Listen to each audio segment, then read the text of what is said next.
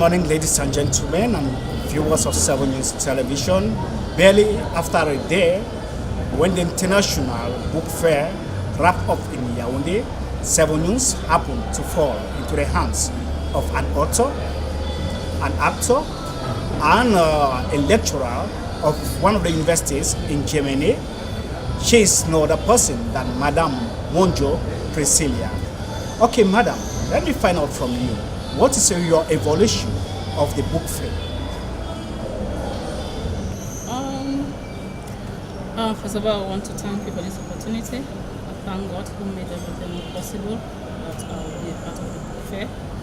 As you said, I am Dr. Priscilla Manjo from the Humboldt University, part-time lecturer at the Humboldt University, an actor, and there are some other things I do which we'll talk about later.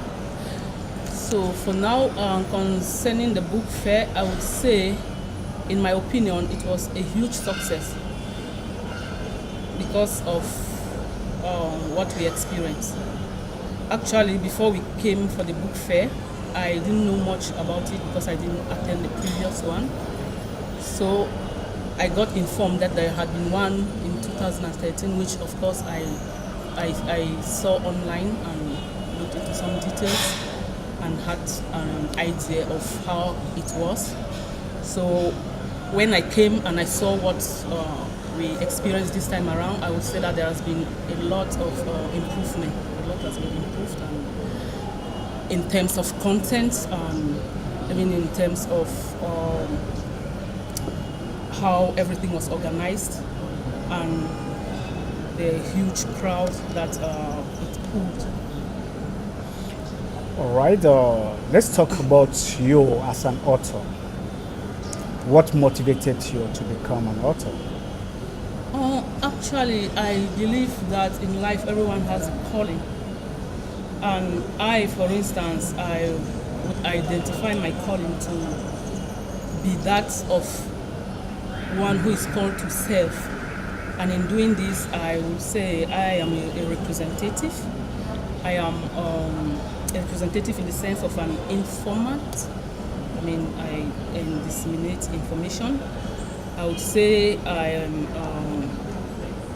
am a mediator or intercessor, if you choose. So my whole idea of writing is, and also I'm a patriotic nationalist and a teacher. Yes. So these are the factors that motivated me in writing the novel Snare. And these factors also have gone a long way to reform and shape every other thing that I do. So basically, I wrote the novel Snare in order to inform those outside the diaspora, especially the people of my country, the youth of my country, about the situations and the things that happen abroad, which most of us never have the courage or the interest or never find the time to tell when we come here. And when the youths maybe see us, they might be misled considering what we say about life abroad. They might think, they are living in hell and everything else is happening over there. And when they come there, it's all a bed of roses. So I try to unravel, to bring out those things that I really believe that people might not want to see are happening over there, so that the youths get informed and will better engaged in what I will term selective traveling with a purpose. Out of necessity. If not, I wouldn't advise them just to travel like that, as if maybe if they come to Europe or anywhere in the West, all is going to be fine, considering what I experienced and what I also observed in Berlin, in Germany, and what I also know about places like the USA, Canada, Britain. These are the various settings of Snare, because the novel moves to and fro from Cameroon to Germany, to Berlin, and later on the plot moves to the USA, and later on to Canada, and later on to Britain. So I try to expose and bring to the limelight some aspects that I believe are very, very salient especially for our youths today. And also, I wanted to represent my people because this is an opportunity. This age is an age when we, the Africans, we have the voice to speak. We are not being treated anymore to a certain extent as subaltern. So I take advantage of this fact and say, before now, others have been telling our stories. So this was an opportunity for us to tell our own stories, no matter how bad, how hard it might seem. I try to, speak out for my people, because as a student, when I was studying at the University of Humboldt, I was also a representative for foreign students on campus on issues of discrimination and racism. So I represent people everywhere I go to. I try to mediate, because there's this aspect in life which I would also like to encourage, the whole idea of dialogue. It's very important to dialogue, even with your brother, even with your sister. It's not good to assume or to rush to certain conclusions. These are some of the things that made the West, when we were colonized, to misconceive and misunderstand the whole African culture. They never believed that we even have a culture that is valuable, because they never gave us the opportunity to speak. Our voices were gagged. So if you read my master's thesis, which I wrote as a student at the Potsdam University in Germany, it's on speech, silence, and the colonial encounter. So I encourage dialogue amongst people. I take upon myself, I take this role as a mediator, as one who will kind of build this bridge so that this parts will understand this one, especially in terms of culture.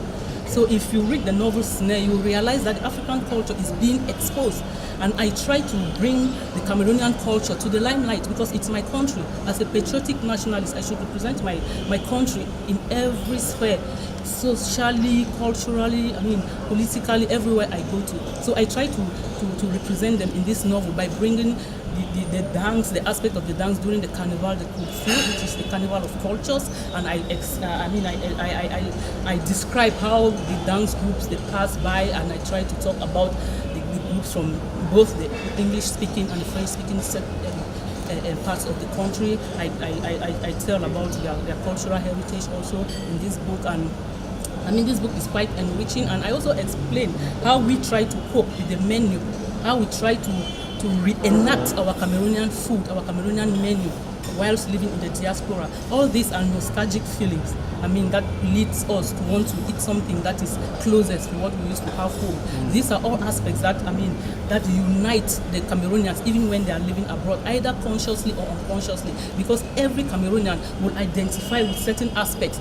I use the name Pays, for instance. Yeah. Although people from other countries, when they read the book, they say Pays. It's only a Cameroonian who will look at it and say Pays, because that is where the setting is in the African setting. It's set in Pays. Every Cameroonian knows what Pays is. We know if we talk of Pays, we mean our country, Cameroon, of course. And this is very, very unique. Both the English-speaking and the French-speaking, they know that I'm talking about Cameroon. Immediately they read Snare. So, there are so many factors that come to unite, to integrate, because I believe that on the whole, idea of us developing in this era is when we are, one, when we understand each other, when we are integrated, because even the good books, even the Bible says that two are better than one. So I believe that if we are together and everyone assumes his or her responsibility, his or her role in society, we are going to go places.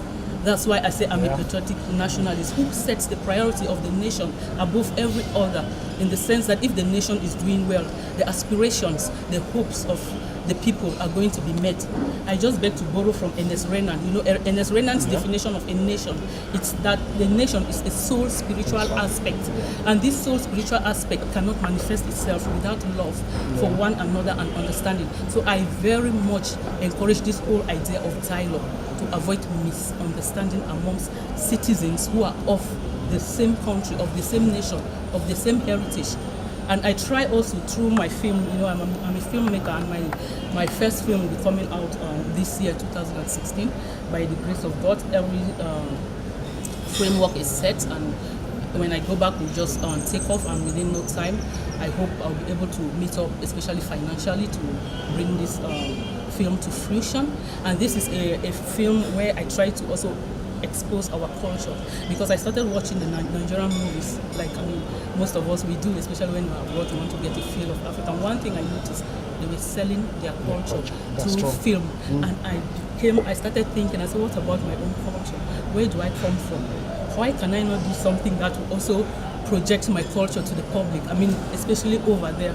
So I started writing this script entitled Suki, and I came up with a whole script now, and we're about to start making the movie and getting it to the end so that we can do a grand premiere here in Yaoundé and in some other cities like in Bamenda, Boya, Douala. So in this film, so I try to, bring the Cameroonian culture as well, because through our culture, people will come to know us, they will come to like us, either advertently or inadvertently. Unconsciously, watching the movie, they start getting acquainted. They start wanting to come here. They start wanting to, even do business with us and even do exchange courses at the university with us, because they cannot avoid knowing us. They cannot avoid knowing our culture and knowing more about us. So my whole calling is actually to bring the best out of every group of people, out of every society, to see that I look, observe, and try to make this society enjoy, or maybe this other one to complement with what this one lacks, because I believe that's the purpose for which we are created. We are created differently for different purposes, and all of us also have to assume our various responsibilities in order for us to succeed. That's really interesting. So, the International Book Fair that just ended yesterday had as theme books as vectors of integration and development. So, I just want to find out from Priscilla, do you think with this theme, the Cameroonian society is going to imbibe or welcome the reading culture? With the theme of development and integration, if the Cameroonian society is going to welcome the reading culture in order to promote integration and development. Oh, that's a very tricky question, and one that needs some reflections. I will accept, because, okay. I might want to ask you to rephrase again and again for me to actually get it, because I get where you're coming from and where you are going to, but I really want to be specific in what I'm going to say, because it's a whole lot when you talk about integration, you talk about development, you talk about reading, and then you talk about electronics, you talk about the digital age as well. So those are the things that we discussed when we had those conferences during the book fair. We talked about the whole issue of the survival of books in this digital age, where the young people are, they want laptops, they want iPads, they want iPhones, they want tablets, they want USB sticks to put all their materials, all their books, so that they can just carry them maybe in just a little device. So it's really, really complex to see or to say if the print form of books is going to survive this era, in spite of its many, many advantages that some researchers have also advanced, such as the fact that many people prefer to read the hard copy of a book, a print form of a book. Some say they just like to feel this good smell of a book. They have a pleasure of turning the pages around, especially when the book is new, they like to read the book. They don't like to read on their tablets or on the iPads or something. And even medically, reading in general has some kind of negative effects on the eye, and it has been proven that when you read on the screen, this effect is greater than when you read from paper.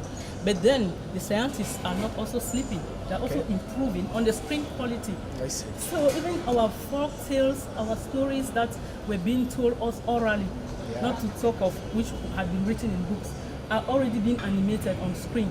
So our question during this book fair was, is the book in print form going to survive this generation, this era of electronics, of this, the digital age, as we put it?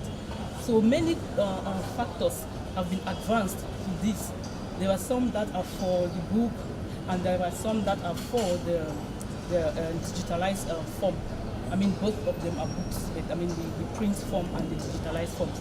And I would say for the book form, like I just said, many people like to really brandish a book and enjoy. Open a parcel, unravel a parcel, and say that, oh, your friend has given you a present of a book.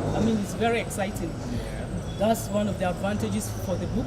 And for the digitalized form, you can put so many books in just a little device, and you can have them on the way. Like in Berlin, in Germany, students do read on the trains and buses. They just maybe they're always on their iPads, they're always on their tablets. At first, I thought they're just playing games or just chatting the whole time, especially when one of my students asked me how I can teach her or how I can explain to her some techniques of reading in the shortest possible time, because I realized they were not able to finish the novels that they had to finish before our next class, because they were required to read at least a novel or a short play maybe within 2 weeks or 1 week and come to class, and then we discuss and I teach and things like that. So they were not meeting up. So I thought, yes, I see you, every other time playing on your laptops, handling your devices. You don't have time to read books. But then I thought again that no, this is an age, this is an era where information is disseminated through many forms, not only through books. There are information on signboards. It's a visual era where many people even learn from films, from movies, not from necessarily reading books.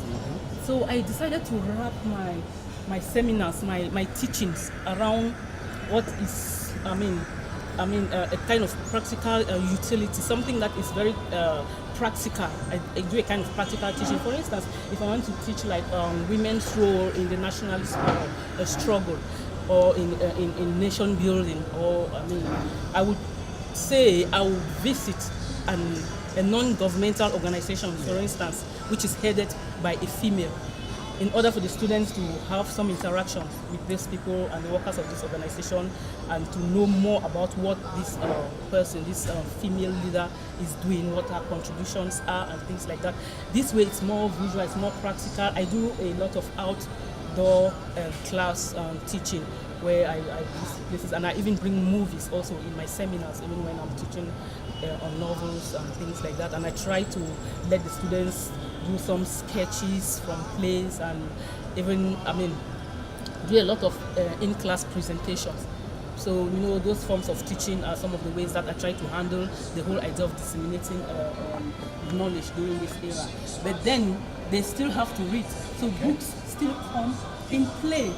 So now the biggest question is how to encourage them. Now I come to your question: how to enhance their reading aspirations, their reading ability, in order for development to take place and in order for them to better integrate. So I would suggest that more reading spaces be created, be made available to the youth, to the young people. There should be libraries in the city centers, in places which are easily accessible to these young people, and these libraries should be attractively set up in a way that will be attractive and not destructive to them, because they already have a lot of distraction during this digital age.